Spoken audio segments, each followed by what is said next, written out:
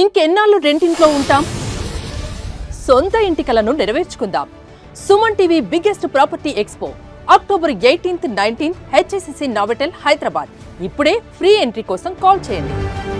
ఆకలేస్తే ఏం కావాలనే కంటే స్విగ్గీ కావాలా, జొమాటో కావాలా అనే రోజులు ఇప్పుడు నడుస్తున్నాయి. కానీ దీనిపైన కూడా తమిళనాడు తిరుగుబాటు చేస్తుంది. ఎందుకంటే ఈ రెండు యాప్లు ఫుడ్ డెలివరీ కోసం ఉద్దేశించినటువంటి ఈ యాప్లు అనుసరిస్తున్నటువంటి విధానం పైన తమిళనాట తిరుగుబాటు రాజుకుంది. స్విగ్గీ, జొమాటోల్ని బహిష్కరిస్తూ జారోజ్ పేరుతో ఒక కొత్త యాప్ని లోకల్ తమిళనాడుకి సంబంధించినటువంటి ఫుడ్ డెలివరీ యాప్గా డెవలప్ చేస్తున్నారు. అసలు ఏం జరిగింది ఏంటి ఒకసారి విశ్లేషించే ప్రయత్నం చేద్దాం. అందరికీ కూడా తెలిసినటువంటి విషయమే. ఇప్పుడు ఆకలేస్తే యాప్ ఓపెన్ చేసి ఆర్డర్ పెట్టడం ఒకటే ఈ రోజుల్లో మేజర్ సిటీస్ లో తెలిసినటువంటి విషయం. అయితే ఇందులో ఈ చాలా కంపెనీలు వచ్చినాయి, వెళ్ళిపోయినాయి. కానీ స్విగ్గీ, జొమాటోలతో మాత్రం ఒక ఆధిపత్యంగా నడుస్తున్నటువంటి పరిస్థితి. కానీ ఏం జరుగుతుందంటే రెస్టారెంట్లతో వీళ్ళు ఒప్పందం చేసుకునేటువంటి క్రమంలో ఫుడ్ డెలివరీకి సంబంధించి 30-35% వరకు కమిషన్ ఛార్జ్ చేస్తున్నారు. అంటే కేవలం హోటల్ యజమానులు ఫుడ్ కోసం పెట్టేటువంటి ఇన్వెస్ట్మెంట్ హోటల్ యజమానులది. కానీ కేవలం డెలివరీ చేసినందుకు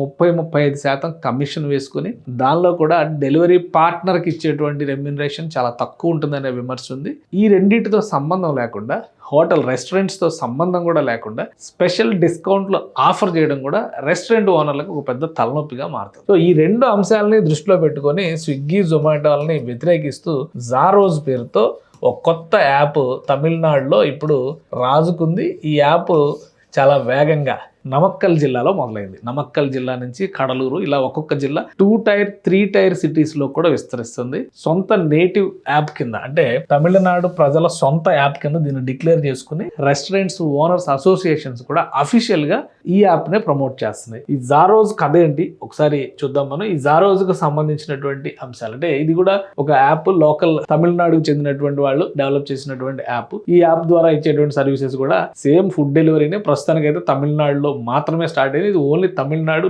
నేటివ్ యాప్ కింద చెప్తున్నారు.